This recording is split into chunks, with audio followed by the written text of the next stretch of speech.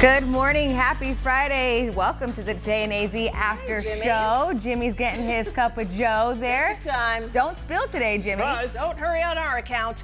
You know. Hey guys. Hey, there's an open seat for you. Sit down. This is way better than last week when we both were back there just staring at the coffee machine like, we're going to join you ladies in a moment. In due time. Well, welcome again to the show. This is Jimmy. You guys are big people. Mitch, Rachel, and Vanessa. We just finished our Today in AZ show, an exciting Friday show for sure. Gosh, with Paul in New York, it was so fun. I Felt know. like I was almost there. In the words of Napoleon Dynamite, lucky. Big time. Yes, so Paul's going to be joining us in a few minutes. But first, we have to talk about our morning topic that we talked about earlier this morning. What is it? So I don't we were know. talking about changes to the SAT. So the company that offers the test is adding what is called an adversity score that will reflect students' social and economic backgrounds. Okay, so we want to know, what do you think? Is this fair?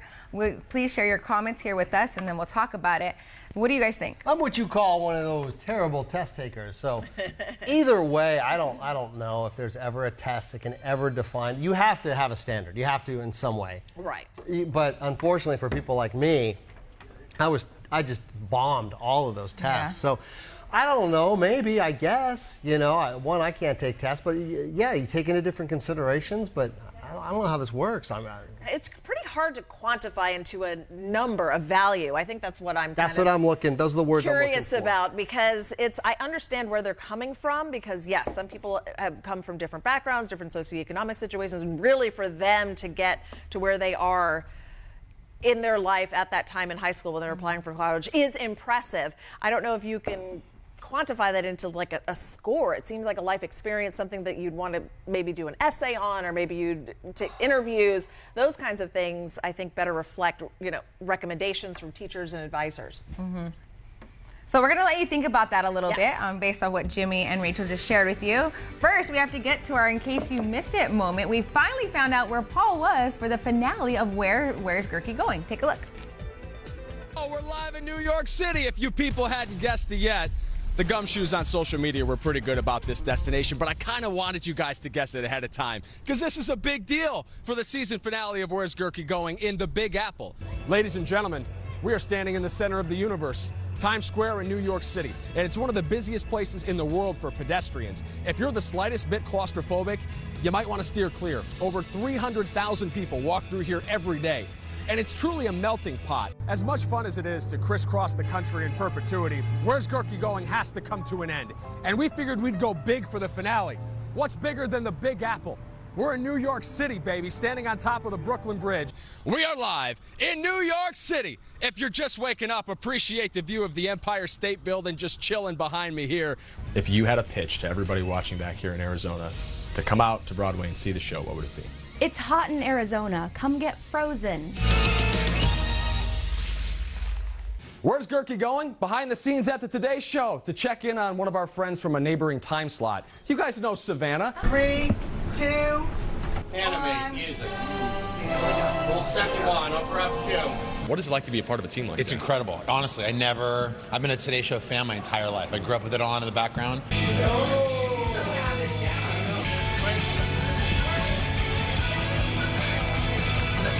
Hey, Carson. Hi, how are you? Stand by, guys. But before we go, do you have anything to say to all your peeps out in Arizona? Wear your sunscreen, Yeah. put your hat on. I love you, enjoy the sunshine, and I miss Arizona all the time, but my heart's still there because my mom and sister are there, and my little nephew. One down, 73 to go. I'm coming for that mustard belt, Chestnut. This place has been around since 1929, and if it's good enough for the celebrities pictured in the window, it's good enough for me. I noticed a lot of cool bars walking down here. This looks to me like the hangover cure pizza. I'm in the splash zone. It's very greasy, but it's very cheesy. And the sauce actually has some flavor to it. I give this 4 out of 5 pies for sure. First impressions, this is the most flavorful slice I've had in the city, but it's all sauce. Thankfully, it's good sauce, and it's something different. It's deep dish. You used to be able to fold your pizza in half like a sandwich. A solid 3.5, maybe even 4 out of 5 pies. New Yorkers adhere to what's called the pizza principle, the slice of the price. Let's try that again. New Yorkers adhere to the pizza principle, the price of a slice. Say that 10 times fast.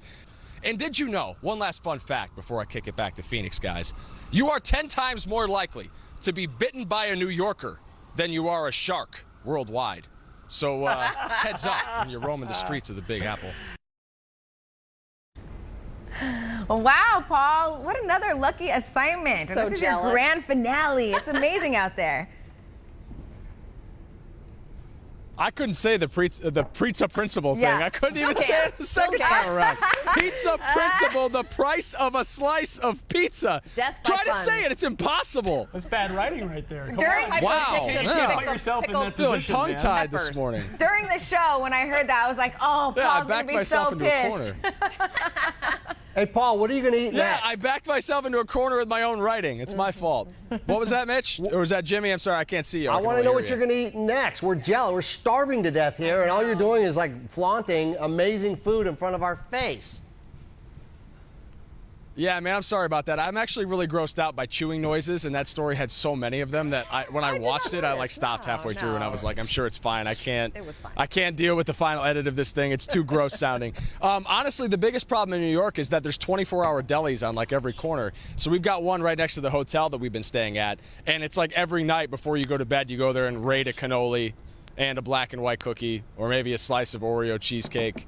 I'm not, damning myself necessarily there, or reading to you the things I've eaten just on this trip so far, but it's always an option. Well, Paul, you got to go to Chinatown and get some real legit Chinese food, right?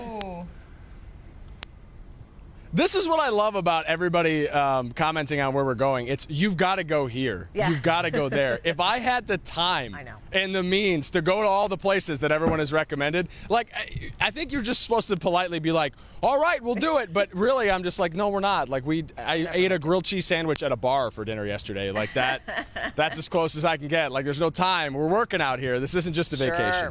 Well, you're not home But we did yet, go to but you're Chinatown almost, when you're we on your first way flew out back here to New home. York, and it was pretty good. Yeah. You're not home yet. You're on Yeah, your way eventually, back flying home, back but I wanted to Saturday ask you about can you pick one favorite thing from all four of these cities as you look back on the fun things you did? Is there one thing, or is that impossible?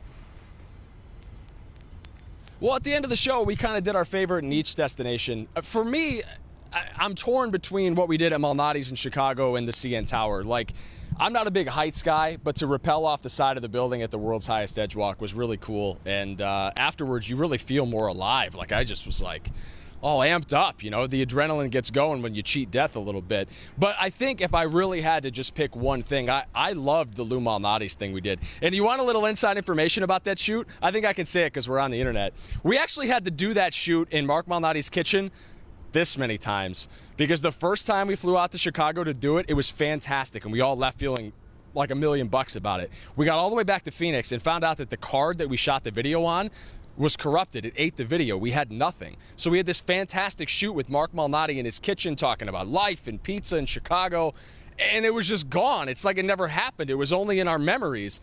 And so our executive producer, Jeff, graciously bit the bullet and called the Malnatis back and said, listen, as much as it's a pain in your butt to come out here and do this again, would you be willing to do it? And it's a testament to the character of that guy, Mark, and his people over there, that he was like, absolutely. So we show up in Chicago the night before we did the show, and we did the exact same shoot all over again. And it was even better the second time. And he treated us like we were his best friends, just showing up to say hi again.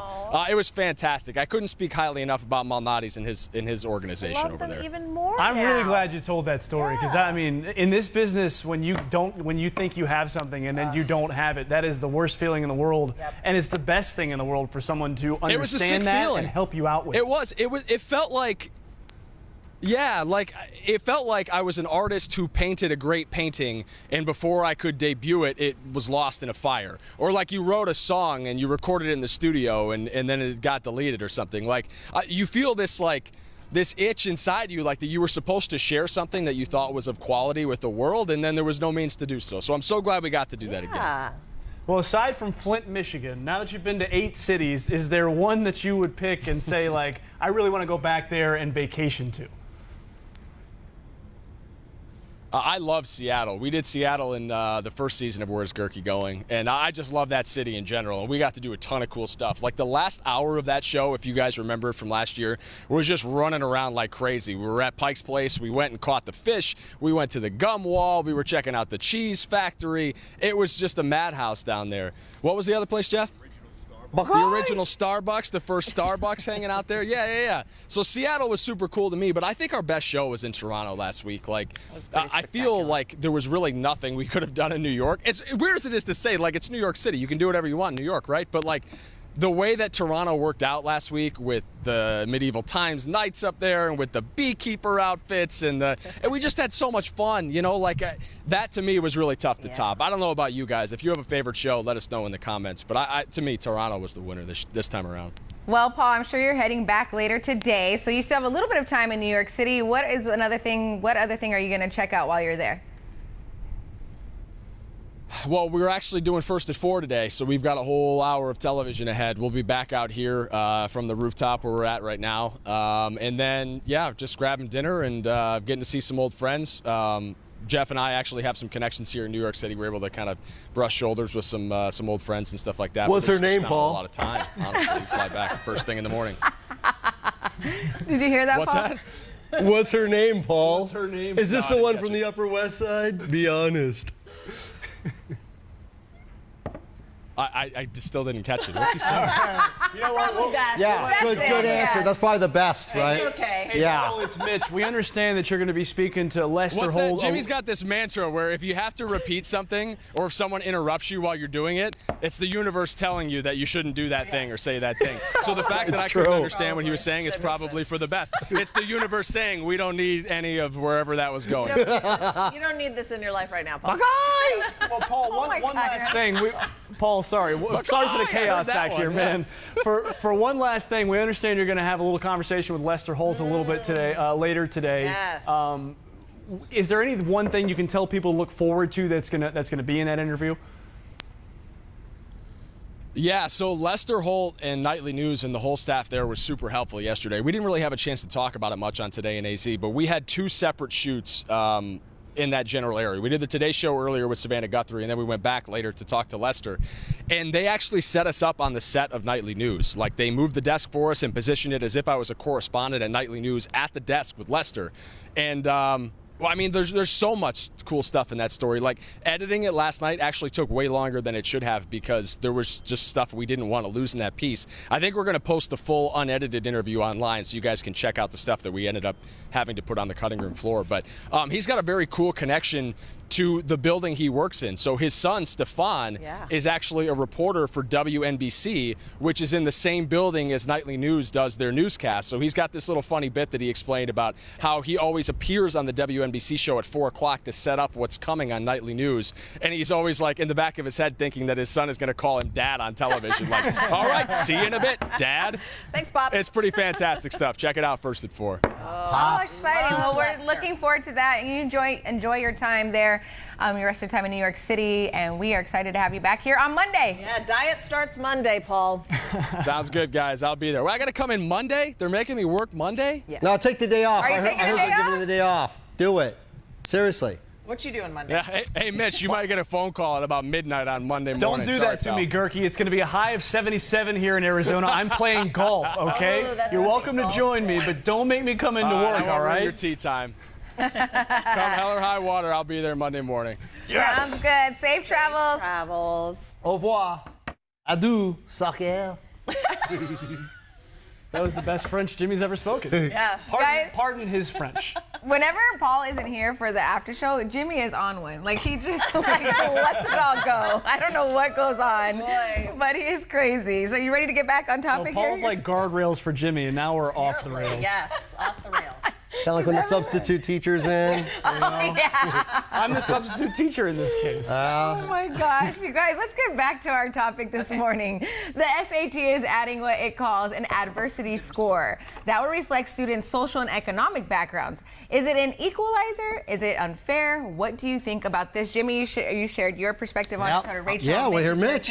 Well, my thought on this is that an adversity score can't be a bad thing. I think what your life experiences have been has always been a part of getting into college. What I like about it being an adversity score is that it is not necessarily race-based or ethnicity-based. Okay. I think there are too many policies in the country that will say, well, you're an African-American person, so you had such and such life experience, and you're Caucasian, you're a white person, so you had such and such experience. But there is no guarantee that if you're a white person, that your life was easy. And there is no guarantee also that if you're an African-American person, a Native American, maybe Latino, that you had the difficulty that you are almost given credit for when it's taken into account what your race is. Yeah. And so it is a way to make sure you take into account someone's life experience without just treating everyone from a certain race or ethnic group or even a city or a zip code the exact same way, because everybody's got a varied experience of going through this life in this country, and it isn't necessarily based on race, although of course race is a huge indicator on exactly how your experience went. It just isn't, it doesn't tell the full story. Yeah. And so this, I think, might give a chance to tell a fuller story than just race or ethnicity would tell. Okay. Well, a lot of reviewers aren't too excited about it. No, there's a lot of Catherine people said who don't like absolutely ridiculous. So did Karen Stewart. She said the same thing. Someone else, let me see, was up here. Dan said this is totally moronic. Like, it's just people aren't really happy with. Yeah, their it's thoughts on not. it. It's a really slippery being slope. embraced. It is a very slippery slope, and I think that one thing Mitch talked about with the, because one part I've seen a lot of people, minorities talking about with this, is the neighborhood aspect of it. Because while socioeconomics are important, when you look at neighborhood, there are a lot of minority families that will move their kids out and make whatever sacrifices possible to get out of their home neighborhood. So now, does that mean they're penalized because they went to a better school to try to get a better life, and are living in an apartment with 5 people because they're trying to have their kids be in that greater zip code to be in a better school? So I don't know. There's more to the picture than numbers, and I hate when people are just kind of crunched into numbers because there's so much more to it. Well, that's the worst part about it, is that how do you boil down someone's life experience to a number, and then then you're going to put that on top of their SAT score and say, well, your father died when you were 10 years old, so now you get extra points on your SAT, and maybe now you'll get into Princeton. Like, what? That's just it's a weird concept to me.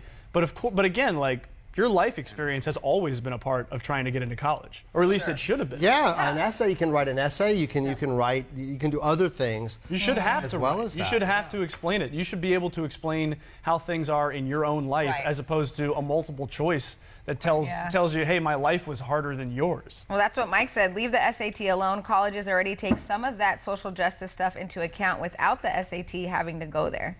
So, okay, makes sense. Jim Rogers, one person's experience can teach different things to different people. Putting scores to it is not a common denominator. I think Jim and I are kind of in agreement right there that it isn't. It's really tough to put it down to a score. But then, I'm just arguing with myself here. The SAT is kind of a measure of how smart you are in number form. And that that doesn't really tell the whole picture of a student either, right? Oh my gosh, I hate standardized tests. Jimmy, you said you're a bad any kind of test. People who say that are always because they're bad test takers, like myself. I just was never good at it, and so I had to do one of those prep courses. I had great grades. I had awesome recommendations from teachers. I just am not a person who can bubble in an A, B, C, or D. So for me, it was super hard. And even now, like when we moved here, testing, my kids were in elementary school. They have to go through all these tests, and I'm like, I feel like I have to get a tutor to help my kids to get them into a junior high. I mean, it's just gotten crazy wild. because you got to, even though their grades and their everyday life in school is terrific, they're just not great test takers. Yeah, So I was terrible. It's genetic. I was I'm told responsible. I shouldn't go to college. I really was. Based on your scores. My scores, yeah, I should have Yeah. done something else. And based on what my dad told me, you're going to college, or that's it. Yeah, I had no So I choice. went, and when I started failing classes in college, everyone said, "Are you going to drop out?" I said, "No, I got to retake them because I'm going to college." Yeah. It was instilled in my head. So I got, C's get degrees, and I got my degree, and I got friends on. I got friends. I've never heard that. That was my mantra, man. I think it's a common saying. Yeah. The goal is to aim only higher the than a Quinones C, family. Jimmy. I got buddies right now. He's getting degrees. That one guy, Baylor, he went to Baylor. Yeah. Then he got his master's here at Thunderbird. I mean, just straight A, test taker, top of the whole thing. Made me look like a fool every time I took a class with him. He's living off with his parents now. Just broke. Really? Can't function outside of tests. Me, the C dude, and I learned how to roll up my sleeves, chop wood, C's get save your degrees. money. Yeah. C's get degrees, baby. Well, hey, you're right there in the meaty part of the curve, you know? Not falling behind, but not showing off too much, okay? You're right there, firmly average, all right? We don't need anybody showing off out here, okay? You are hilarious. Well, thank you for chiming in on that part. You know, it's Friday. It's getting ready for the weekend. That's right. I'm going to switch it up a little bit. What's everyone doing this weekend? Nothing. That's Nothing. a plan. Oh, that's a good That is a weekend. plan. Literally, when we've told we're going to cancel. Yeah. Anyone that says you want to do something, No? we're It's just like gonna chill Office out. Space. We're doing Okay. me and my Like wife heaven. are doing nothing, and we love it. That's We're good. gonna clean the house. Yeah. Good. Jimmy says he's going to do nothing, and then You he's going work, to be like, right? well, you know, I'm going to come on out to... Yes, I work. However, the weather's going to be fantastic. We're going to that D-backs game tonight. And unlike last week when I was rooting for the Braves, because I'm a huge Braves fan, it's now not my team in town. So go D-backs! Yes. There you go. The The Giants versus the D-backs. It'll be the first D-backs game I'm going to, and I'm rooting for the D-backs. Well, good. You'll be at the stadium pretty much all weekend. Yes, sounds like. I live there this weekend, Friday, Saturday, and Sunday. Like I said, they're taking on the Giants. Tonight is Game of Thrones night, so Oh, you got we're your gonna have some costume fun together? activities. Who am I again? You are Melisandre, the Red Lady. Yes, that's who I'm. I'm just gonna show up and put on my outfit, so that'll be fun. Oh, no, it's good. It's just, you know, she's actually like 4,000 years old or something. Really? Yeah, she wears an amulet around her neck, and there's a scene where she takes it off. Spoiler alert, and she's like this really old lady. Oh my gosh, then I better keep that on. Yeah, you better keep that on. I don't want that to happen to me during the welcome. Now, as I said on Instagram for your birthday last week, you are ageless, but you just allow us to celebrate you once a year. Yeah. I like that. Nice. Thank No, when you. she takes her necklace Yeah. off, she looks like La Llorona. Thank you, Rona. So I actually watched that movie. That's in the theaters. I think it's in the theaters. right now. And it's like a, what's it called, a folktale? Yeah, Something that yeah. a lady drowned her two kids because her husband was cheating on her, and so she wanted to get back at him, so she did, and then she ended up killing herself. So this is like a tale that's been around for years. For kids. and, So you tell your kids, yeah. you better go get to bed or La Llorona's going to come get you. So it's always been a thing. horrible. I'm Right? gonna have Growing nightmares up. now. This is And so they made a movie out of it. And yeah, there is one scene where, you know, she's beautiful and everything. And then they show her and she's like this old crazy. my lady. gosh. I'm like, ah! We always don't walk the ditch at night, midnight. La Yeah. Llorona's out there. my She's gosh. looking for her kids. She's So out she's looking the searching river for looking them. for Yeah, her and you always kids. hear her crying. So that's gosh, the This is thing. awful. Yeah, it's just a tale. Ah, Latino in the Southwest. Scares the And your neck of bejesus the out woods of is you. more the Chupacabra in Texas. Exactly. Is that what the song is from? You know it. Have you seen Coco? Yeah. Yes. Girona, Yeah. Girona. Is Oh, that maybe. describing that? I don't know. All right. Think about it. I know the folk tales. He knows the language. He's fluent in Yeah. Spanish. You know Coco's another great Chupacabra. movie. Coco is a great, I great love movie. that movie. Have you and And your if kids you- seen it? Oh If you my don't gosh. cry during Coco, you're not human, and we know. can't be friends. Coco the Okay. Monkey. really good. Now we need to find out, Rachel, what are you doing before you wrap it up? I'm going home. I'm gonna go check on the fam at Good. home, getting on a plane right after this. Yes, Good. quick weekend. It'll be a little bit more hot and humid. I'm jealous. You guys can be cool. Yeah, you're supposed to here. you're supposed to Nicer. stay when the weather's good. I know. What is the No, weather When going to it be like has this weekend, Jimmy, for those that don't know? 70s and 80s, some of the best weather in the nation right here. It's Low May. humidity. It is May. We should be probably be 98, 100 degrees, 96. No, it's going to be just. There you go. I mean, I don't know how to explain this. This is really. I mean, this is not epic crazy, but I've never. Typically, this time of year, you might see a 77, but then it shoots right back to 90. But to stay low in the 80s like this, and they're saying for monsoon, we could have an El Nino pattern, which could give us more storms. Maybe not cool weather, Yeah. but a lot more rain. So is it true though? Because people always say, "Oh, because it's cool now, we're gonna pay for it in August." No correlation. We get Okay. that now. Or a lot of times it'll be really hot now, and they'll say, does it mean it's going to be even hotter summer? So nothing. No Nothing to it? correlation at all. Okay. This is, you're all welcome, because this is Virginia weather during this time of year. And You I bring brought it, it you with me. brought it. I like So you it. are Okay. all welcome. I like Everybody old out Virginia. there in All Phoenix, right. in the Valley, you're all welcome. Well, Eddie said happy Friday, and he's doing a pig roast tomorrow, so you enjoy that. Thank you for joining us, guys. Have a Yes. fabulous weekend. Drop your address. I want to be at the pig roast. I want to go. If you're at the D-backs game, come say hi and have a great weekend. We'll see you right back here on Monday morning to do it all over again.